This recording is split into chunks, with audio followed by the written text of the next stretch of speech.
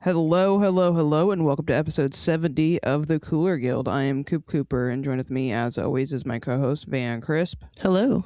We are recording on Tuesday, July 21st, 2026. On today's episode, we get to relive the disastrous events from Saturday morning. I guess it was almost afternoon by then. The disaster definitely happened in the afternoon. So we're going to talk about that. We're going to briefly go over some NWSL results, some other rain stuff, whatever comes up. But before we get into all that, we got some housekeeping. The Cooler Guild is part of the Sounder at Heart podcast network. You can either listen to us on our public feed or, if you're a Sounder at Heart subscriber, on the private unified feed with the other podcasts on the network. If you'd like to become a subscriber, just visit our page at sounderatheart.com/the Cooler Guild. New subscribers get 10% off the normal rate, and you'll help support everything we're doing. Please, we need more beers to watch these games. Good God. Did you do anything else this weekend besides watch this horrific game in the World Cup, the Men's World Cup? There's a annual fair in Olympia called Lake Fair. Mm-hmm. And it's hosted at Capitol Lake. And it's got those traveling carnival rides. Oh God, those terrify me. Food stands. No, thanks. I went on all of them. No, fuck no, I'm not doing that. It was great. That's cool. For you, I wouldn't do it, but good for you. Yeah, we all gotta die some way. Yeah, what about you? I did kind of intermittently catch the rain game because I kind of was I came and saw some of it, and then I had to leave for something. Plus, the weather delay was not helpful. Yeah, there's an event. It's the fourth time they've done this event in town. It's called the Not So Westminster Dog Show. And it's hosted at a park by the animal shelter. They do a fundraiser and stuff, so you can pay money to enter your dog in and compete in these events. These are just mutts mostly. These are just some dorky dog owners, I guess I should say, with their dogs. Anyways, they had an obstacle course set up. They had a costume contest. They had a trick contest. My dog did do her trick. I was able to get her to do her trick, which is carry dog treats. And then we didn't have any costume ready for her, so we just threw on this vest that I always wear and put that on her. And then the obstacle course, she was the only dog to complete this, they called it the Bridge of Doom or something. And it was just a sketchy 2x8 or something like that she had to walk across. That was kind of long. Most dogs, no one was finishing the entire course to begin with because these are just dogs that are not meant to be doing these things. Yeah. But Molly did win fastest dog in Astoria. Oh, wow. Yeah. It's all those fancy knee surgeries. I know. Those were not cheap. So at least we got something out of it. We got gifted a portrait of the sponsor of the show, which is a made up dog soap brand. This sounds very Astoria. Yeah, it's called the Suds. Suds was sponsoring it, which is a made-up dog soap. And then at the beginning of the thing, too, because I do believe my dog was robbed best in show, they did disclose that the judges can be bought off with extra donations. And then I believe I confirmed today that indeed that's what happened. They warned you. They did warn me. Fair enough. It was for a good cause, and I at least get to brag that my dog with 2 knee replacements dog knee replacements is the fastest dog in town. So next year I'm going to come ready with a checkbook. And you should text the surgeon. Yeah, I should actually. With the picture of with the ribbon, they can put it up in their office. It's so funny. They gave out ribbons when you sign up. You just automatically get to pick out a ribbon, and I got they're just old ribbons from dog shows from back in the day, and I have one that says Best in Show 1970 in some place in Seattle, and then I have one that's from Portland from another year. But I was very proud of my dog. She was very cute. She was quite the hit. Everyone really enjoyed her. Anyways, so that was a really, really lovely part of my weekend. Not so lovely part of my weekend was watching the last 10 to 20 minutes, I guess, because there was 10 minutes of stoppage time of this rain match. Really, the whole second half. Yeah, it was bad. Mm-hmm. It was, you don't want to play like that against a team like Gotham for a whole half. Yeah, and going into it, we were going to be a little light because Curry and Huerta were both unavailable due to injury. Yeah.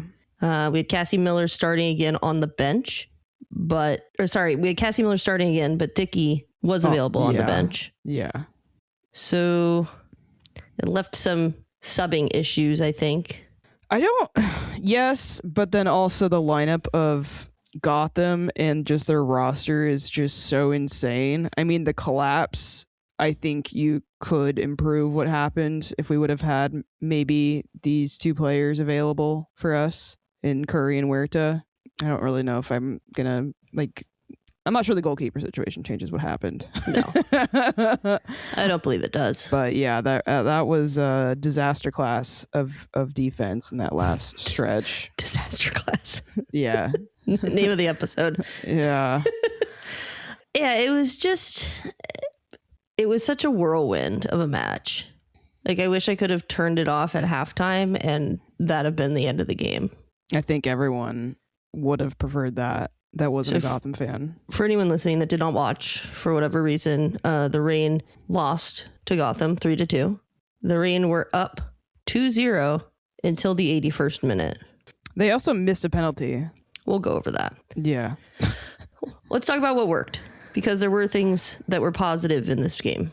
Yeah, I didn't think the Reign would look good against this Gotham team, especially when you look at all the circumstances surrounding it. I do think we maybe had an advantage that we were able to kind of get the reason. I mean, we got up 2-0 because there was something wrong with Gotham in terms of their full health with their squad and being on a short rest. And then you factor in the air quality and the horrible weather and playing at a stadium they don't usually play at. There's a lot of things going in the Reign's favor, and they took advantage of that. And they worked really hard to get that lead. They got a 2-0 lead against Gotham. I didn't think they could do that. No.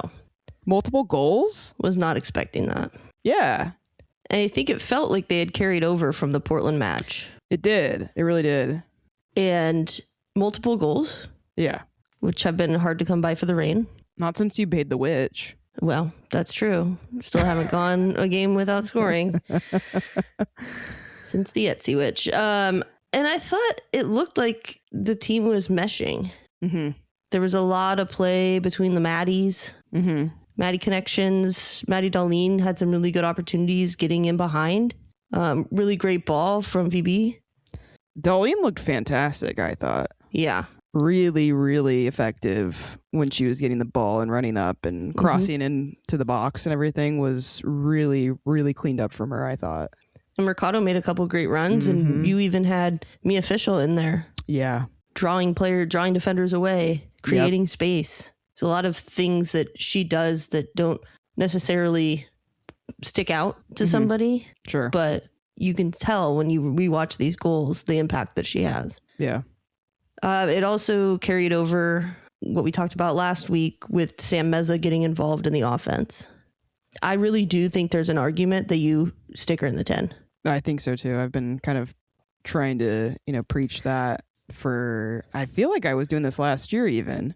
Yeah, the tough thing is if you're having Jess Fishlock come back, she's going to be up there, but limited minutes. But I think ideally you have her and James Turner. Yeah. I would like to see that happen. Just try it. I don't know what's going on with James Turner though, because they don't seem to be playing her. Yeah, I don't know either. Yeah. But Sam Meza, when she does get involved offensively, she's effective. I mean, we all know she has the tenacity, right? When she's playing that defensive mid. And now we're seeing these other elements of her game in terms of connecting with the forwards. And if you can bring that tenacity to the attacking part of this team, which we have struggled with, why wouldn't you do that? Yeah, and then having her in a more advanced position would be ultimately very helpful with that. Yeah. Because she's not having to run as much. Yeah. It's just how do you find someone to fill into that spot that she was in? I do think James Turner, when she's playing as well as she's capable of, is an obvious answer. Yeah. But, I mean, as far as what worked... It's you kind of can't really say a lot worked when you give up 3 goals late. It sucks because this episode would have been completely different had they held it. I know. But ultimately, there was a collapse. Yeah, I think, but maybe before we just harp on the collapse, factors that led to that, our front office maybe not making moves to compete with teams that have the subs, like Gotham has. Granted, That's they were the doing thing. That's the thing. You look at this, and we're bringing on a player who's had no minutes in Ruby Ladick. I know. It's not her fault. It's not her fault. No. But then you've got international stars. Superstars. Megastars. Yeah. You're subbing in Esther, Brunina, Denise O'Sullivan, Sam Kerr, Girl Wrighton. Like, it's not fair. What are you supposed to do? How do you have that many players on your team that are that good? Yeah. And you still have Roosevelt on the field. Emily Sonnet. You had Jaden Shaw in there. Mm-hmm. Midge Purse, who was an absolute nightmare for the back line. You've got a star goalkeeper. You've got Jalen Howell, who's been playing really well for them, which is a sensitive subject for us. It's just an insanely stacked team. And like I posted on Bluesky, the Rain played really, really well and could beat the starting lineup of Gotham. Mm-hmm. But when you factor in all these players that I think are blatantly violating the salary cap, yeah, you just can't. We need different personnel to be able to stand up to that. And that's the problem with the front office. Mm-hmm. There's been no moves to compete with something like that. Because that's just a pure skill issue. Yeah. It's tough. It's tough to sit here and like, I don't know. You look at the result and I'm like, wow. Like if you didn't watch this game and you just saw the result, didn't know when the goals came, you'd be like, wow, like the Rain actually did really well for what it was.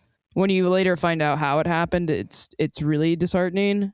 But I mean, just bringing in players like that is kind of just like, well, fuck. Yeah.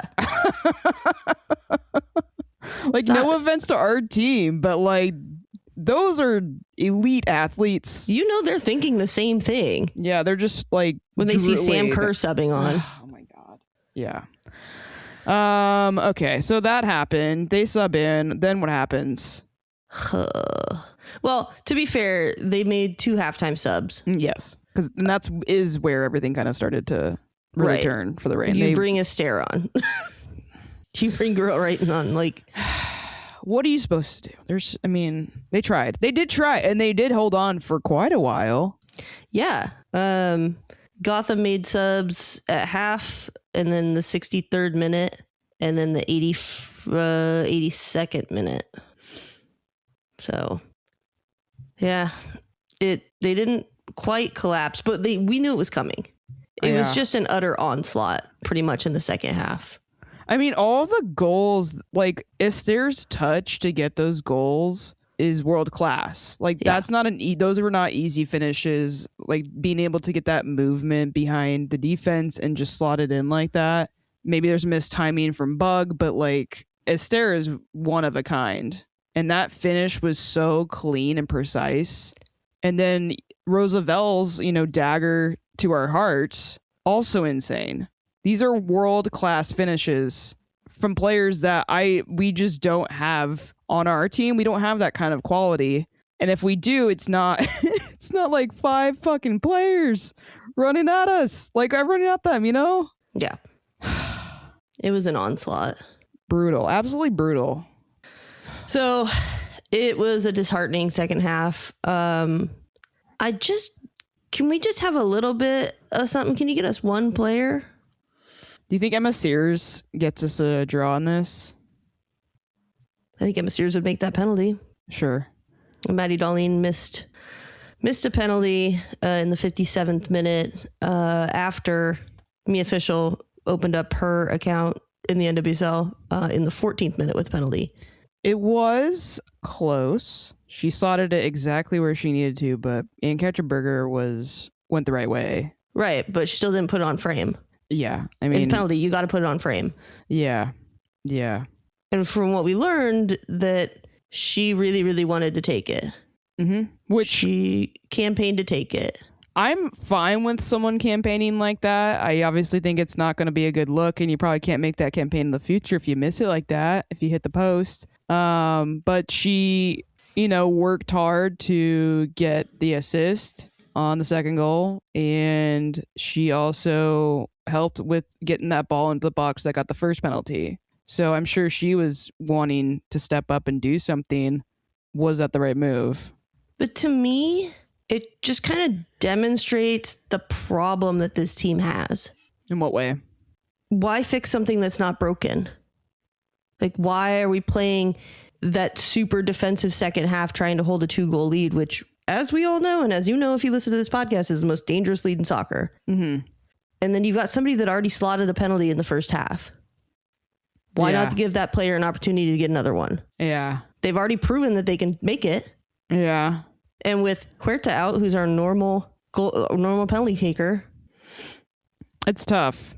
It's tough because I think everyone on this team knows how much was kind of riding on this game for their season and kind of created momentum. And I kind of like the audacity to try to step up in that way, but here we are on a loss. So we would have gotten a point. Maybe we never know, but yeah, there's a good chance we would have gotten a point. So well, they would have had to come back with 3 goals. Yeah. So I do think that the Gotham team though could have easily come at us and scored 4. Who knows? Yeah, I feel for Darlene on this. Yeah. But I think if you've already made a penalty in this game, you need to take the other one. Maybe. Yeah. I don't know. I'm kind of back and forth on it. I can see both sides of the argument. Here's another thing I want to talk about, unrelated to this. If you have really bad air quality index, right? Why are we keeping the players out longer on the field with extra hydration breaks? Yeah, I asked Alex about that because, she's a medical doctor, and I was like, they're taking 2 breaks, and she's like, why are they staying out there longer? Isn't that like the worst thing you can do for air quality problems? After a 2.5 hour game delay, so then they've been sitting in this city where there's really bad air quality for even longer than they should have been. I don't know. Part of me wonders, and I don't know that this would actually work, but does the NWSL need to have some sort of neutral venue ready somewhere? Yeah, it's a good question. Somewhere in the middle of the country. I don't really know, because obviously this air quality thing is bad anywhere you go at certain places, so I feel like there might need to be some other options. The downside of that is you're probably setting it up for being like a closed door game, but if we're thinking about player safety, I think that's probably more important. Yeah. So I don't know. If they're going to keep playing games in the summer with climate change and the increased wildfire stuff and also the heat, because some of these games are just you're having to take hydration breaks and then they're burning their feet, as we've seen in other games. I don't know if it's an actual solution that would work, but I do think maybe there's a conversation that could be had about having a neutral venue somewhere. Yeah, after the Wednesday match between the Spirit and in Gotham, Trent came out and said we shouldn't even play the game. Who is do they need to get some sort of consultant there in terms of air quality? Because I also have questions about who decided to keep doing fireworks shows or setting off fireworks in general. It's so bad for it's so there's always talk about lights and laser shows or whatever the hell, light shows, and how bad that is for some people. I don't think there's enough discussion about how bad these fireworks and smoke things are for both the players on the field, but also people going to the games. And we saw what happened. If you didn't see the clip yet of what happened in LA, what was it, 2 weeks ago? With the fireworks nightmare? Yeah, and it was at halftime, right?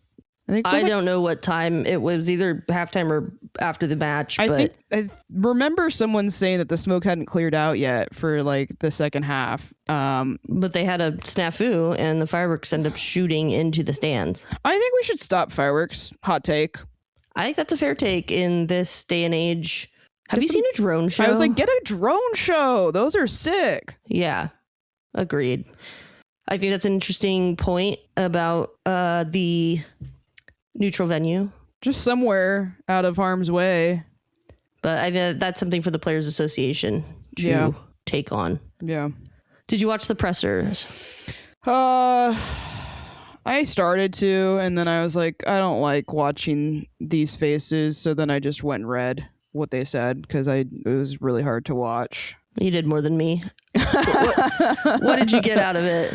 I mean, Fischl and Mercado looked pretty disappointed in what happened. I do think that there's some positives to take away from what happened in this match. I think that's kind of where they were at with it. They were like, we recognize it's a loss, but I don't know. There is improvements, so I don't want them to get super sad about it. Obviously, things are kind of getting rough in terms of the standings, and they can't really afford these kinds of games. But I don't know. They have got a really big opponent next week as well, so like they kind of need to stay mentally focused and locked in. The thing that I put the quote down from Harvey's presser. This was on balancing defense solidity with staying threatening going forward, because it seemed like they were trying to do too much at once in the second half. They weren't really, I don't know, balanced with that. But she said, you've got to decide which areas of the field you want to be really good in. And I think we've just got caught up in doing half of each one. That's what we've got to sort of analyze and get better at. Are we going to absorb pressure, but know when the ball comes into those dangerous areas, we can deal with it or prevent the ball from getting into those areas? We tend to be a prevention team, but the gaps were starting to get big in this game. We were fatigued, so we were just trying to protect that central space. But on the second goal, we just completely opened up on that central space, and you can't do that against players that Gotham have. Okay, fix it. like they executed the game plan in the first half. The second half, it just didn't come together. Is that fatigue? Is that the smoke? Is that the travel? Is that the early time kickoff? Is it the weather delay? There's a lot of things going on here that It's hard to put this match, like, we wanted the last match to be the start of something. And it's hard to not put an asterisk next to this match. And I'm not saying that as a cop-out. No. I'm just saying, as a whole, I don't think it's as terrible for the momentum as we possibly might feel. I was talking to Ron about this, and he asked me after the game, he said, oh, that was terrible, wasn't it? Don't you feel bad about that? And I was just like, not really. Look at who they subbed in. We don't have that kind of firepower on our team. Could they have done better defensively in the last 15 minutes? Sure. But there were so many things leading up to the match, player availability, the conditions, the air. It's just such a one-off that I have a hard time really taking this loss to heart and feeling it as a true example of the team at this current moment. Yeah, I think you could read it, whatever mindset you have, you can read this game as that. Because there's things you can pick apart. There's also positives you can take away from it. It's hard to know where to land on that because we had such a long time off from playing and we came back, we're kind of stumbling our way through things. The front office hasn't made any changes though. So I'm kind of just still in this place where I'm like, if they're scoring goals, that's great. If we could get a new player in here to kind of keep up that, and then the defense can focus on their thing, that could change the whole season. And that's not happening. Like, that hasn't happened. So I don't know. I feel like they're doing well with what they have to work with, but there's still a very obvious and clear need to go and get somebody new. Absolutely. And I want to see them go spend that money that we got from Heidema. And we had such fun at the Portland game, right? We had a blast. And we were, just this close from tying Gotham, the best team in the league, who's probably breaking rules. Like, that's, I don't know, to me, that just gives me a little bit of hope. I don't think all is lost. No, I just want the front office to, I don't know, give me something to show that they recognize that we're not at our full potential.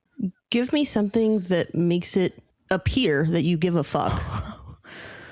It's very annoying. And we say it every week. We do. And these players are trying really hard, so I just want them to not some of the mistakes, are on them. There's some mental stuff that they're going through, but they're working so hard with what they have. And I just feel like it's a total letdown from leadership. Yeah. Front office leadership. Yeah. Yeah, because I mean, the way that I see this game, it's like they had Esther and they had Lavelle. Those are difference makers. You're bringing Esther off the bench for one half. Like, wish we could afford that kind of luxury. We can. They don't want to spend the money. Yeah. I'll end this on a more positive note. We did get to see Jess Fishlock back on the pitch for the first minute since end of April when she subbed in the 83rd minute. Yeah. Did she look great? No. Did she block a ball with her bad ankle? Yes. Oh, God. Yeah. But, man. I don't know. I have mixed feelings about it. And then I guess you said you want to end on a positive note. So this is kind of a mixed positive note, but our loss wasn't as bad as the Sounders. We didn't lose to Portland either this time around. Yeah, at home in that fashion that they lost. I would argue that it's worse than our first loss to Portland this year. Oh, absolutely. It's probably worse than like our last 2 losses to Portland. Yikes. All right, let's get into Cooler Player of the Match. You ready? Yeah. Cooler Player of the Match is brought to you by The Doctor's Office, a great little 12-seat bar on Capitol Hill. The owner is a big fan of the rain and is proud to be our very first sponsor. This was an agreed upon one. Yeah. It was tough. It was, because I really, really wanted to give it to Darlene, but that missed penalty, I can't reward it. Nope. Can't, sorry. So congratulations, Maddie Mercado. Yep, congrats. Looking forward to more goals. And thanks again to our sponsor, The Doctor's Office. The Doctor's Office is the best place to grab a drink before or after a rematch. Go check out their Instagram at TDO Seattle, or better yet, go drink there in person. Cheers. Thank you for listening to the Sounder at Heart Podcast Network, which now includes Nos Arietes, Lobbing Scorchers, and the Cooler Guild. We've been independent since August of 2023, but need your support to make sure it continues. Although this podcast is free, it's only made possible by your continued support. Memberships start as low as $25 a year, which not only helps make podcasts like this one happen, but also gets you access to everything we produce. If you're able to support us at higher levels, starting at $75 a year, you gain access to a host of other perks, most notably entry into our members-only Discord, where the smartest, funniest, and most engaged commenters share their thoughts and ideas. To find out more, just visit sounderatheart.com and click the subscribe button in the top right corner. Thanks for listening. I do want to talk about some rain-related news. Yeah. They did announce today their pub partnership program. Sweet. It's a lot of... Well, he shows up really well. He's always show up so well on the mics too, so... They are calling it Rain Together. Home or away, we watch together. Okay. So Tuesday, they unveiled Rain Together, a brand new pub partner program centered on creating gathering spaces for fan on home or away match days. Enjoy the energy and atmosphere of match day with your local community even if you can't make it to the stadium. Great. Excellent. You can go on their website. They've got the pub partnerships. Rookies is on there. Love rookies. We've got down here in Olympia, 3 Magnets. Cool. Great place to watch a game. Any other shout out? Any other bunch spots? In Seattle, Yeah. A lot in Seattle. We've got one up in Bellingham. Love Beeham. Menace Brewing Company.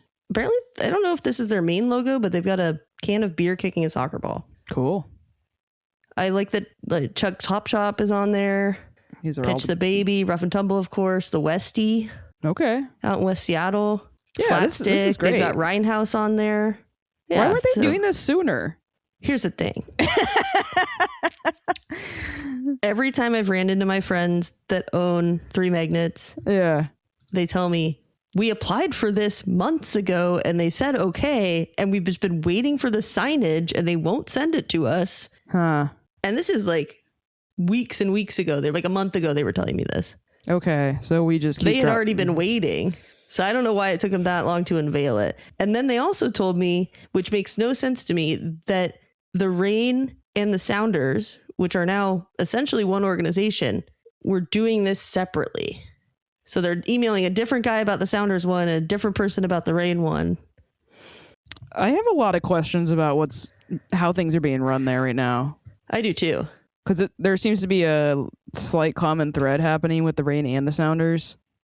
Mm-hmm. Of kind of just, I don't know, dragging their feet with stuff. Lack of investment. Yeah, it's interesting. I don't like it. I don't either. But this did come out today, And they have a whole thing on the rainfc.com website where you can explore the map, Great. see where all the different places are, which is cool. And you can go to a bar and be guaranteed that they're going to have the match on this day. Yeah, that's great because it's been a struggle in the past. Especially when these pubs have to get access to Victory Plus and WSL Plus. Yeah. And you don't want to have to drive as much as I really enjoy Rough and Tumble, getting to that part of the city sucks. Well, they got one in Columbia City now. They do. And that's awesome. Love Columbia City. In the previous times, though, to get to Rough and Tumble, kind of a pain in the ass if you don't live in Ballard. Yeah. Even if you do live in Ballard, it's kind of a pain in the ass. I'm also somebody who hates traffic, so anything kind of annoys me now. But well, if it's in, if you're going to Ballard, at least you might get a Jimothy sighting. So that's great. Cool. Well, at least the rain did it. Did some pub partnerships, yes. Okay. Now give us a player to watch. Yeah. Followed up with something that will actually keep people's eyes glued to the TV. Thanks. Blig splashy signing. Blig? Yeah. I did that. Okay. Let's move on to the other NWSL results from the week. There were 2 Wednesday matches.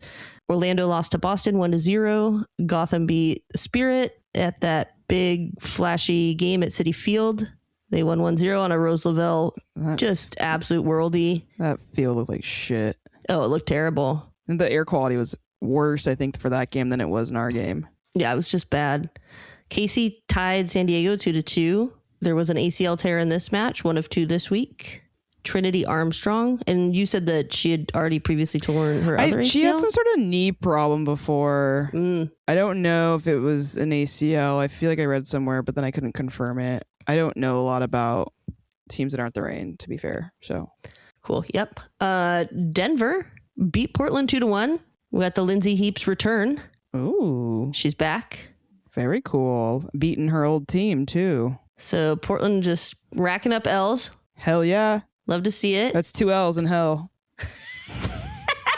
That was a banger right there. Okay. Bay demolished North Carolina 3-0.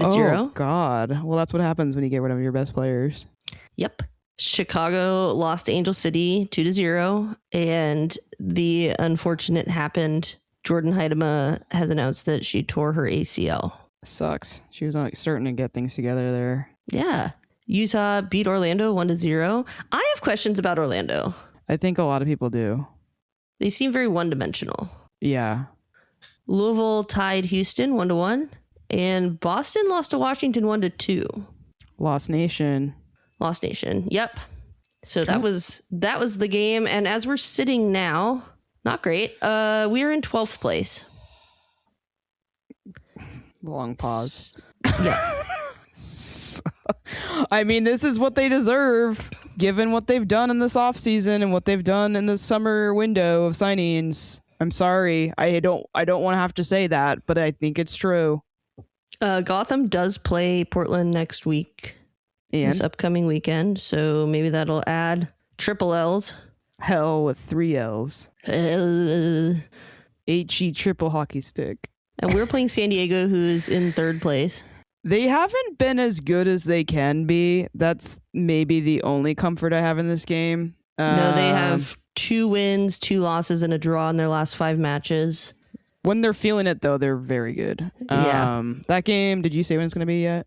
No, I haven't said that. I was just looking at the table there. Okay. But we do play San Diego next. Yeah. We're playing them. Do you have anything else you want to say before I say the time and date? No. Okay. They're playing San Diego on Sunday, July 26th, 2 p.m. That'll be in San Diego at one of my least favorite stadiums and a lot of people's least favorite stadiums in the league. Notorious for having bad grass. Aesthetically, I just don't like it also. That's just a personal thing. That'll be on Fox 13 Plus if you're local, and then CBS Sports Network for everyone else. What do you want to see in this game? Well, I'd like to see them win. Do you think they can pull a win out against this Wave team? I think so. What changes between the game against Gotham and this one to finish out a result like that? San Diego doesn't have Esther. They have other good players though. Yeah. Yeah. But I think that they can do it. Okay. They're going to get some rest. Mm-hmm. Go down to San Diego. Reset. And I think that connection between Darlene and Mercado needs to be exploited. And if they can get Darlene in behind and keep the ball, have possession. Possession was so lacking in the second half of the match against Gotham. And it really just tired our players out in a situation where they were obviously already not primed properly. So I want to see what they can do. I won't be surprised if they lose. I also won't be surprised if they win. It just depends on which team shows up, and I hope that they can mentally show up for this match. I think I was just looking it up. The possession actually wasn't that drastically different between the first half and the second half of that game. They just couldn't handle the pressure of, holy moly, if you look at the shots. Because on FOTMob, you can like filter by half to look at the shots, and it's just like first and second half for Gotham is just like ridiculous. They just laid it on. So I guess what I want to see in this game is prevent San Diego from kind of doing that same thing, limit those chances. They were getting so good at like blocking shots and preventing things from even getting the balls from being passed around in the box. If they can kind of do that and not allow San Diego to sneak in, I think you might be onto something that they have a chance in this game. And I do think San Diego's a little vulnerable. So they do give up goals. Yeah, they do. How many goals have they given up this year? I'm so good at doing my research before this. They've given up 17. What have we given up? Maybe that's a bad question to ask. 19. Okay. So, yeah. Yeah, they've scored 23, given up 17. We've scored 15 and given up 19. God, we can't score for shit, though. Jesus. Couldn't. You're right. I wonder since we started scoring from the Etsy Witch, like what I should do some studies on how much our goal scoring changed. The study in the last 5 matches, we're scored 8, conceded 9. Can we get above 500 on that? In a way, we've scored 8, given up 12 home matches. It's 500, 7-7. Okay, but if they want to jump the table, they got to do better. Yeah, they need to score more goals and not give up as many. Win a game, really. Have they? I guess there's some bit of rain news that still hasn't been announced yet. That's kind of, it's not the flashy big signing we want, but there is some rain news that they still haven't announced that's coming. It was on the media release. I know. It was on the media release, but then they took it off, right? They did. It's not, again, I don't think it's worth. It's not a player. No, it's coaching stuff, but I feel so frustrated. Not at the team and the players. I'm frustrated with the front office and the lack of ambition that it feels like that's happening there. It really feels like they don't care. Yeah. And like when it did feel like they did care. With the promos for the Portland match. The team showed up. Yeah. The fans showed up. Yeah. But give us something to cheer about. Yeah. But it seems like they just are not dialed into the reality of what this team is facing. Yeah. I mean, we've talked about it a lot this season, so I guess I don't really need to go into it more. But I think they need to do something or else things get worse. Yeah, we could lose people. Yeah. And they can't afford to lose some of these players that they have. Correct. So go spend some money. If your name is Leslie Gallimore, please go spend some money. Smart choices only. Yeah. Here's the thing. I'm kind of like, it's clear that we have a lot of really good youth talent. I do think at this point maybe it's time to move on from Dames. It doesn't seem like they're interested in continuing trying to figure out how to work her into the team. So I think they could use her in some sort of transaction so she can get playing time somewhere else, because I do think she's good enough to be starting somewhere. But in my head, I'm like, they don't clearly seem to be making a team for this year or last year, and they're getting a lot of youth players. Could we just tell us that? Could they just tell us that, like, you know, this is kind of like a big project kind of thing? Because that's kind of like the Storm kind of have a similar thing going on with them, I think. So, like, if that's what it's going to be, then they need to market these younger players better. But they don't. They don't. So that's obviously not what they're doing. Yeah, so I'm just confused. I'm ultimately just confused. I think we all are. Yeah. Sucks. Yeah. I have a lot of thoughts about it. I don't really know how to piece them together, but yeah, we're all in this together, as they used to say in COVID times. We are the world. Oh gosh. You got any shout outs before we wrap everything up? Any final thoughts? Anything you want to say? Shout out Salmon Bay. Cool. Yeah. Winning the USLW championship, the easiest route possible. I was like, the USLW loves to crown champions on their own. They sure do. It's like the private equity version of semi-professional sports, pre-professional as they call it, pre-professional. I mean, hey, I'm fine with it if it gets people in Seattle excited about women's soccer. Yeah, for sure. Like, you know, that's great. Let's do that. Shout out to Suds soap, dog soap, yeah, dog shampoo. You can go visit our sponsor if you want while you're sad or happy about being a Reign fan, even though it's hard. You can go to the doctor's office, though, and have a drink over it. Thanks again to them and Matt. Delicious. Yeah. Delicious. It's summertime. It's a good place to be in the summer. You can go follow us on Bluesky and Instagram at Cooler Guild Pod. You can send us an email. Email us your frustrations. Please. Yeah, we can be the comment card collector for the team. Yeah, maybe we can compile them. And if you haven't already, visit us on our main page, sounderheart.com/the Cooler Guild. Subscribe to Sounder at Heart through our page, and then you can get access to the Discord at a certain level, and then you can really air out your frustrations with those of us that are on there and really do give a shit about this team. Yeah. It would probably get more reactions than it would if you sent it to the front office, to be fair. Yeah. You know, we're doing our part at Rovox, Steve mostly, to call out the front office. So go subscribe there. Make sure Steve gets credit for his hard work that he does. You can go follow us on YouTube, youtube.com/at the Cooler Guild. Till next time, I'm Coop. I'm Van. Stay cool, y'all. Stay cool.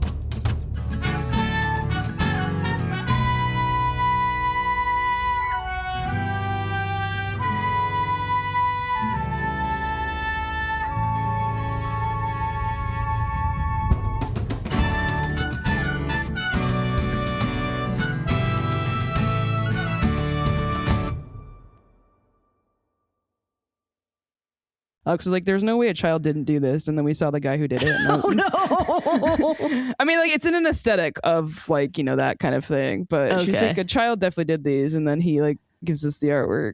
And I was like, I told you it was a real adult.